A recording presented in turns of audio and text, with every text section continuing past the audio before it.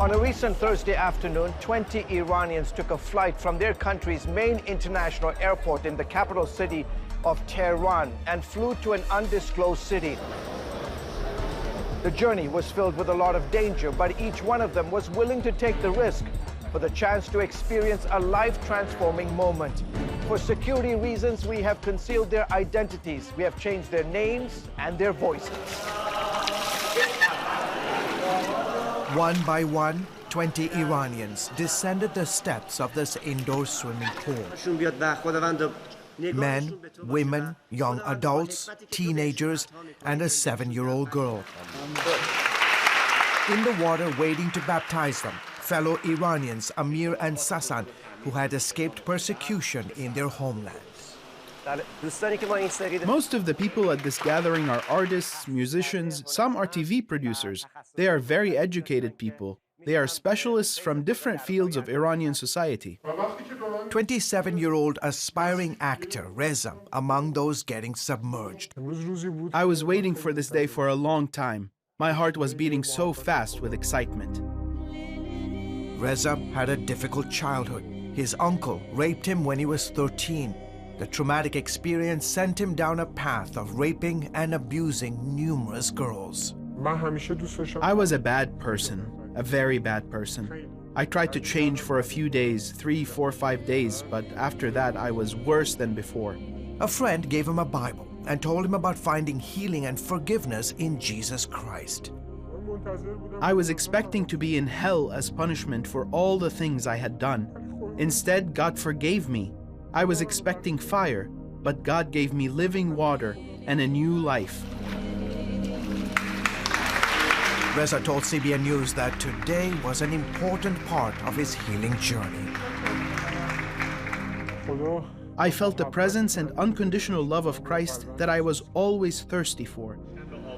25-year-old Miriam was joined in the pool by her sister and brother. This is an amazing day for us. It's really nice that we are all together as siblings. All 20 Iranians were once Muslim. Many, like Layla, decided to follow Jesus Christ after watching Mohabbat TV, one of the most popular Christian satellite channels in Iran. I grew in my faith watching Mohabbat TV. I didn't know any other Christian person. I would call the TV hotline and phone counselors would pray for me.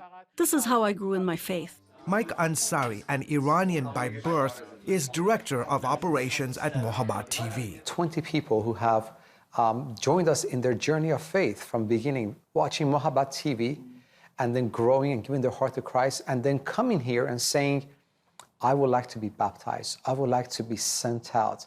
Give me more. It is an anointed moment that words cannot describe. Ansari says Christianity is growing fastest in his native land than in any other country of the world. More women are coming to Christ than men. As a result, women are now in key leadership positions within Iran's underground church movement. 40-year-old Azar is one of them. She used to follow the laws and tenets of Islam to a T. I was a very strong Muslim, a very devout follower from a young age. I prayed every day to Muhammad. I wore the full hijab. I didn't want any man to ever see my face. I never wanted to cause a man to sin by looking at my body. Still, Azar says 30 years of devotion to Islam left her restless. Like many women in Iranian society, she felt less valuable and on the edge of despair. I always questioned why Muhammad gave us a religion to follow that didn't allow us to be free and happy as women. There were so many restrictions on what we can and cannot do.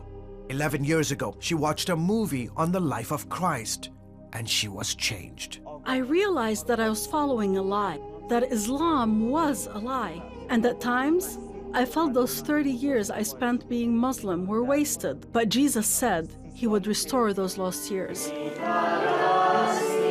Azar now runs a network of secret underground home fellowships. Because we don't have a church to gather in, we have to keep our groups small. Not more than 5 or 6 people. We constantly change days, times, and locations to avoid getting caught. Azar watches Sasan regularly on Mohabbat TV. When he's not busy baptizing fellow countrymen, Sasan is co-hosting a popular show on the channel showing Iranian Christians how to operate house churches and spread the gospel inside the Islamic country. It's one of the greatest resources we can offer the church inside Iran, a church that doesn't have any access to any educational institutions, any theological schools, any church buildings, established Christian institutions. Through these programs, we are mobilizing and resourcing the house church movement in Iran.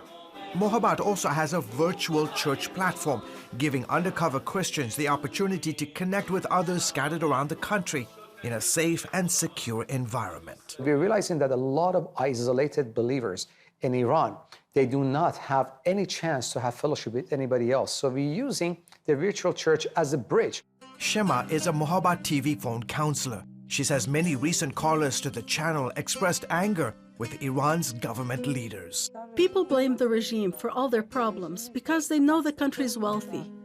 We have oil and other riches, but the government doesn't care about people suffering, and they are fed up. The Iranians shared with me just how devastating the sanctions have been for their lives. More than a year after the Trump administration levied crippling sanctions on the Islamic Republic, today the nation is in deep recession, there's high inflation, and the country has lost most of its value in its currency. After a few days of Bible training, worship, and prayer, the 20 Christians headed back home to Iran, carrying with them Bibles, Christian literature, and hundreds of micro SD cards containing evangelistic material used to share hope and the love of Jesus Christ during these uncertain times. They knew it was a risky mission, but worth it. Hopefully, when you see these images of people getting baptized and hear their testimonies, you are drawn to pray for Iran and the whole Islamic world because they are lost and need Jesus. George Thomas, CBN News, somewhere in the Middle East.